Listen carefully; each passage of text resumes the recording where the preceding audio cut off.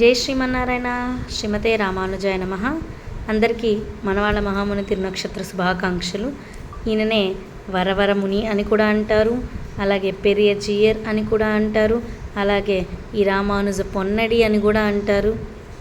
ఈయన ఆళ్వార్ తిరునగర్లో ఐపాసి తిరుమూలం అంటే మూలా నక్షత్రం రోజున అవతరించారు. భగవత్ రామానుజులే మనవాళ్ళ మహామునులుగా అవతరించారు 14వ సెంచరీలో, అంటే 14th సెంచరీలో.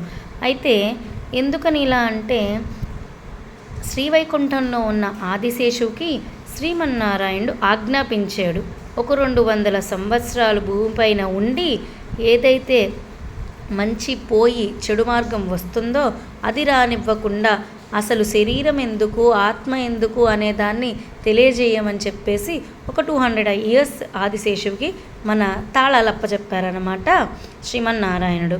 అయితే 120 సంవత్సరాలు భగవత్ రామానుజులుగా అవతరించి శ్రీ వైష్ణవ సంప్రదాయం గురించి చాటి చెప్పి, శరీరం వేరు ఆత్మ వేరు అని చాటి చెప్పి, ఈ ఆత్మస్వరూపం భగవత్ కైంకర్యమే అని చాటి చెప్పి 120 సంవత్సరాల తర్వాత పరమపదాన్ని అలంకరించారు రామానుజాచార్యులు.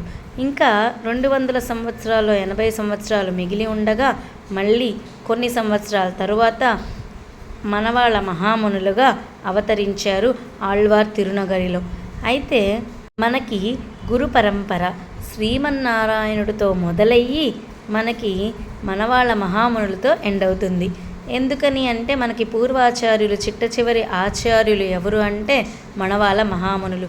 అలాగే శ్రీరంగనాథుడికే స్వయంగా ఆచార్యులు ఎవరంటే మనవాళ్ళ మహామునులు.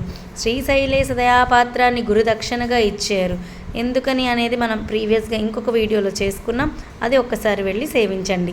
శ్రీశైలేశ దయాపాత్రం ధీభక్త్యాది గుణార్ణవం యతీంద్ర ప్రవణం వందే రమ్యజా మాతరం మునిం అని గురుదక్షిణగా ఇచ్చి, మనము ఏ సేవాకాలం మొదలుపెట్టినా ఈ తనయంతోనే మొదలుపెట్టాలి.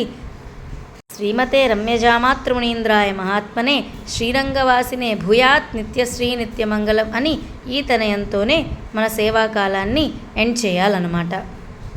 మనవాళ్ళ మహామునులు ఎన్నో గ్రంథాలకి వ్యాఖ్యానాన్ని అనుగ్రహించారు, అలాగే ఉపదేశ రత్నమాల అనుగ్రహించారు.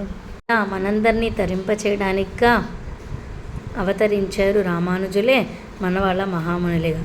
జై శ్రీమన్నారాయణ. అడియన్ రామానుజదాసి.